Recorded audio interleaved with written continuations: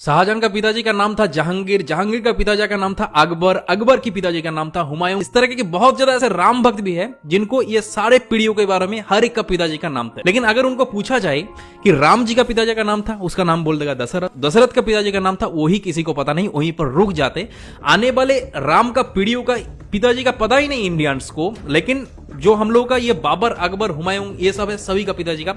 एक के बाद एक पूरा एकदम 7 पीढ़ियों तक नाम एक के बाद एक बोल देगा। तो दरअसल आज की इस वीडियो के अंदर आप लोगों को राम जी का पूरा पीढ़ियों के बारे में कि कहां से राम जी आए थे, वीडियो को इतना ज्यादा लोगों के साथ शेयर करो ताकि हर एक इंडियंस को ये राम जी का पूरा पीढ़ियों के बारे में पूरा पता चले। तो प्रभु श्री राम जी का पिताजी का नाम था दशरथ, दशरथ के पिताजी का नाम था अज, अज के पिता का नाम था नाभाग, नाभाग के पिता का नाम था ययाति, ययाति के पिता का नाम था नहुष, नहुष के पिता का नाम था अम्बरीशी, अम्बरीशी पिता का नाम था प्रशुशु, प्रशुशु के पिता का नाम था मरु, मरु के पिता का नाम था सिग्रग, सिग्रग के पिता का नाम था अग्निवर्ण, अग्निवर्ण के पिता का नाम था सुदर्शन, सुदर्शन के पिता का नाम था संखन, संखन के पिता का नाम था प्रबद, प्रबद के पिता का नाम था अंजुमन, अंजुमन के पिता का नाम था दिलीप, दिलीप के पिता का नाम था भागीरथ। और ये वही भागीरथ है जो गंगा को पृथ्वी पर ले आई, जिसको आप लोग भागीरथ के नाम से भी जाना जाता है। राजा भागीरथ के पिता का नाम था कुकुस्त, कुकुस्त के पिता का नाम था रघु, और ये रघु वही राजा है जिनके नाम पर ये रघुकुल पड़ा है। ये बहुत ही पराक्रमी और तेजस्वी राजा थे। आज भी कहा जाता है कि रघुकुल रीत सदा चली, प्राण जाई पर बचन न जाए। तो राजा रघु के पिता का नाम था राजा असमंज, राजा असमंज के पिता का नाम था राजा सगर, राजा सगर के पिता का नाम था राजा